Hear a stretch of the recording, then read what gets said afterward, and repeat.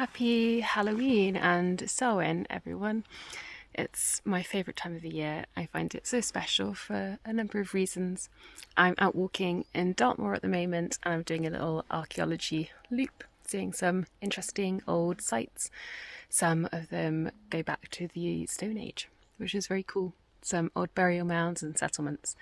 So I'm just going to have some lunch and look around one of them now.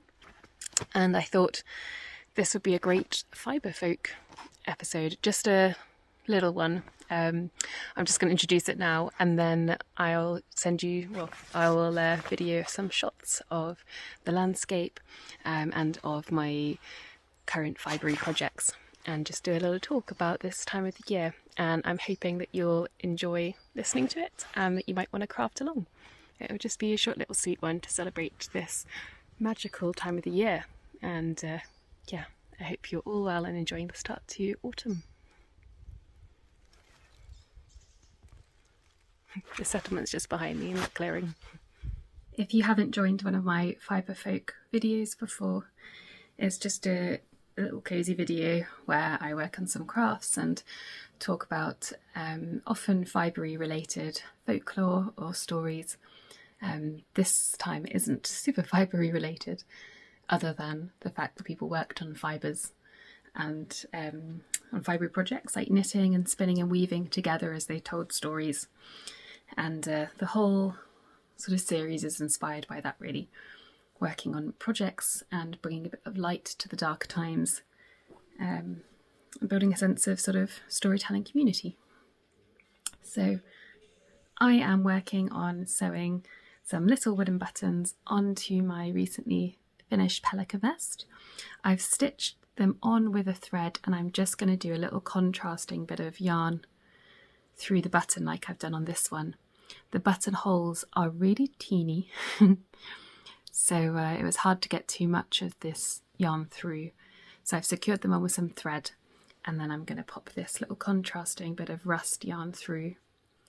I've knitted this in my Jacob Winter worsted yarn, and I've got some of the Jacob Winter sock, which is obviously less thick than the worsted weight, but in a contrasting colour but the same fibre, so that feels nice. So I'm just going to work away on this while I chat to you about this time of year, about Samhain, and about this moment, of the autumn. So I talked a bit about Samhain and Halloween this time last year, but there's a couple of extra things I wanted to talk about this year, and I think that's probably because I have been doing a lot more walking and some more reading about history and about archaeology, and it's hard to get through. I might just put one decorative bit through. And it's got me thinking about all of that and about how at this time of year it's extra poignant. And if you're not familiar, Samhain is one of the old Celtic festivals. It's one of the quarter points of the year, and I particularly care about it because it's linked to the growing year, and it's actually the Celtic New Year. It's the end of the year. So while we've come to associate the end of December, Christmas, Yule with the end of the year, actually Samhain on the 31st of October, 1st of November was the old in Eastern Celtic communities, the old end of the year. And that's because it really is the end of the growing year. It's the end of the harvest, and it's the end of the time where growing things are producing fruit, and it's a sort of celebration of all of that has been produced, and also that it's now moving into the darker half of the year and it's dying. And I think that can be a complex thing for people. Certainly can be for me, and I'm sure many of you, but there's actually a real positive element to the death in this case. It's about all of that energy and nourishment going back in to feed the earth and provide a medium for next year. And I think there's something quite circular and comforting about that. I'm not saying that applies to other types of loss necessarily. We all have our own experiences with that, but certainly in terms of the natural world, I find that quite a comforting thing. And it also reminds me to take a rest, that my work is done. A lot of it anyway in the garden, and the rest of it is about nurturing, rebuilding soil health, rebuilding my own energy, mending my clothes, doing little jobs like putting on buttons, and looking after myself, because it can be so easy in this modern life to feel like we have to perform at 100% all the time. And actually there's not much time and space made in our lives for a kind of recovery period. So it's a nice moment for that for me as well. And I think the folklore is really strong at this time of year as well, which I love. The opposite, Samhain's opposite on the calendar is Beltane, which is kind of associated with May Day, now May Eve. And it's, the pair of them are most associated with magic and mischievous things. It's a time when the veil is supposed to be thin between this world and the world we can't see. A time when the fairies, the Sidhe, are out, all up to no good. And yeah, it's that kind of, I think what that's symbolising is the real transitional moment of the year. And that's something why I really love autumn and also spring, where summer and winter can feel quite static and stuck in cold or sticky heat. In spring and autumn, you get that real transition, that real shift of the seasons. You know, every day can look a little bit different with the weather. And I think it's quite a magical time as a result. So I love it for that. And I think maybe that sort of transitionalness is why we associate it, or have associated it with liminality. Although I have to say, although I think about it mainly in terms of growing, the magic and folklore is just a nice sort of contextual extra for me. When I was camping, and which I'll show you some shots of, while I was camping, I was in my van on Halloween night, and I did not really want to go out in the dark. It was so dark, there was no moon at all and no stars. It was just pitch black, and outside my windows I could see nothing. And when I went out at one point in the night, I just couldn't see, you know, even my hand in front of my face without my head torch. It was really dark, very spooky, and I knew that although I was in a farmer's fields, a wood, I was just on the edge of a forest really, and it was a bit unnerving. But I did enjoy leaning into that kind of spookiness. But I did also enjoy getting back into my van and cozying up with my quilts, which is keeping me warm today because it's pretty chilly today. I know that Samhain and Halloween was a few days ago now, but I think the spirit of it kind of lives on, and that transitional autumnal period is still obviously ongoing. And I'm enjoying checking on my compost in the garden, and I'm really struggling to get that through. And seeing the sort of progress of decay and actually enjoying that element of it. I think I'm going to have to give up on that, actually being able to go through. That is tiny little holes, these buttons. So it's quite special to me for that. In my job as a gardener, I've been building bonfires and turning the compost and adding an area for a leaf mould. I'm really stuck now. Yay! Success! Gosh, that was a real battle. I thought I was going to break my needle. Oh well.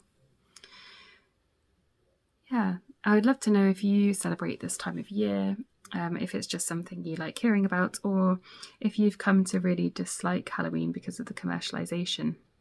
I do understand.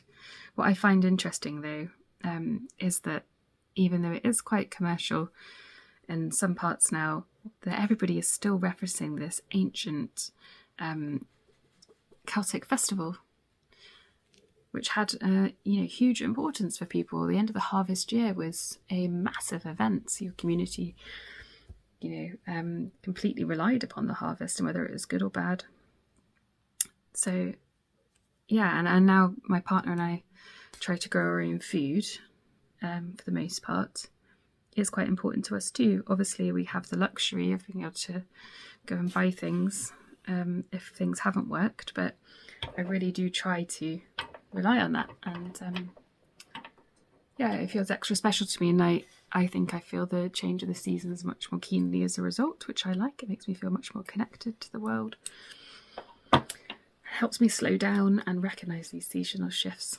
So, yeah. But I hope you have a cosy autumn. And I hope that you are working on a little project, whether it's a stitching project or a knitting project, and that you like hearing a little bit about some history.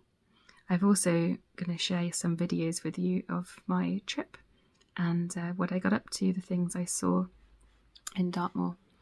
And I hope you enjoy that too. So yeah, light a candle and grab a project and have a cosy 5 minutes of rest and nourishment and hopefully take a pause in your day and whatever busy thing you're doing, because we all have them to do.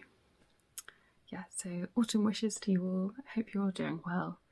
I hope you're not all feeling too disheartened by news and the darkness that feels like it's ahead, because Samhain is a time for gathering with people, building community, sharing a feast, lighting a fire, and trying to enjoy the feeling of comfort and celebrating the kind of wisdom of people that have come before you, the ancestors. And however you do that, if you do it at all, I just hope that it brings you some comfort and a bit of light, because it feels like we really need it at the moment. Anyway, those are my buttons, so enjoy some videos of Dartmoor.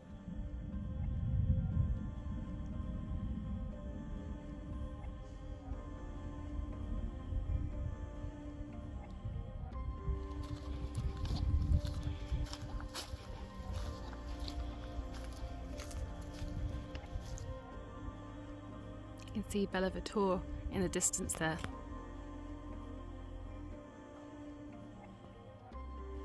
It's pretty impressive. I'm looking as if I'm walking from the settlement now. But I'm just going to go into the woods because there's an old burial chamber in the woods. Samhain feels like the perfect time of year to think about ancestors. Oh, look, you can see it there.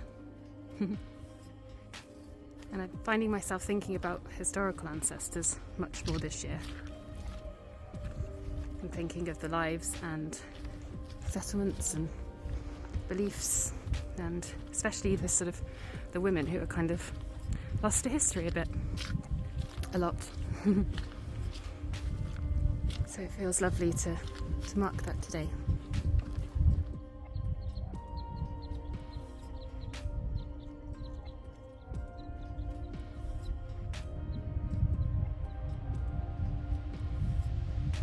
Look at this approach to Bellevator.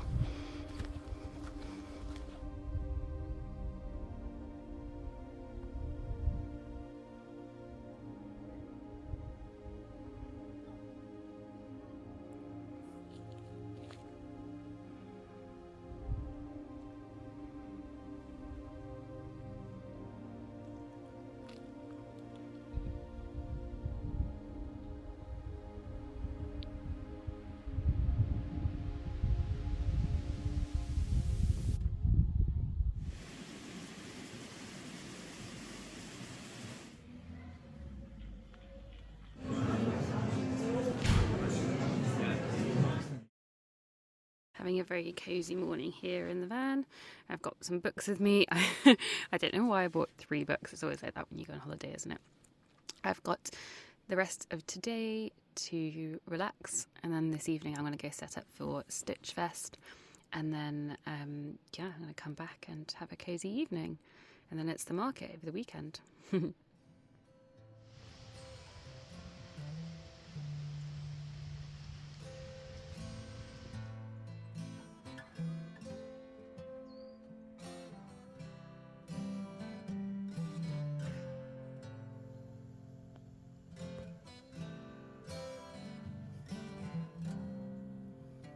This bit reminds me of where the hobbits hid in Fellowship.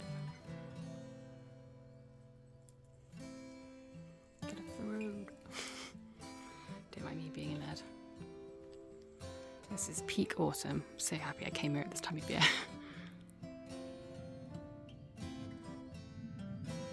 You can see kind of brighter green lines making a cross and coming into the centre.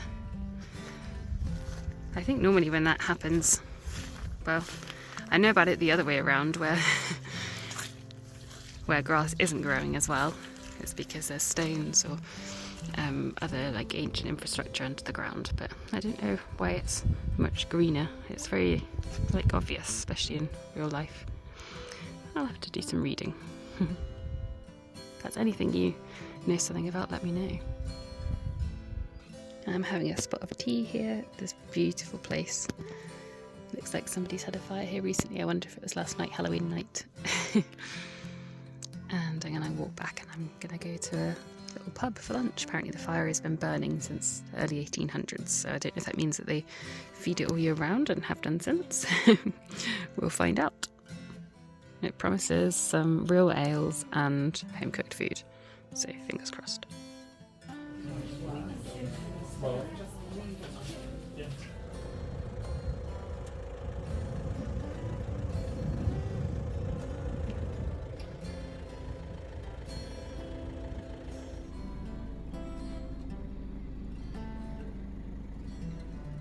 Hello, it's the last morning of camping today and my last day at Stitch Fest today. And yesterday was good.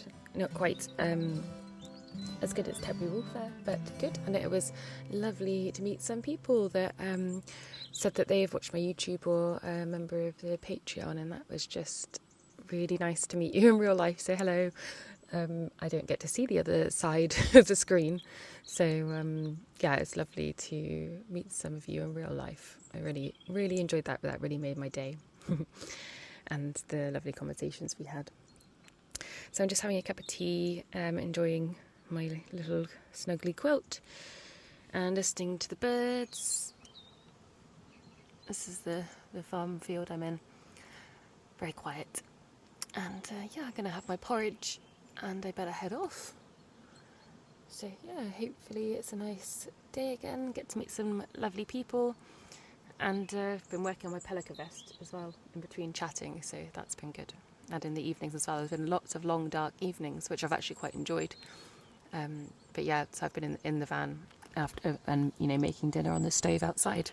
But other than that, I've been listening to an audiobook and knitting, so I've made good progress on my pelican vest.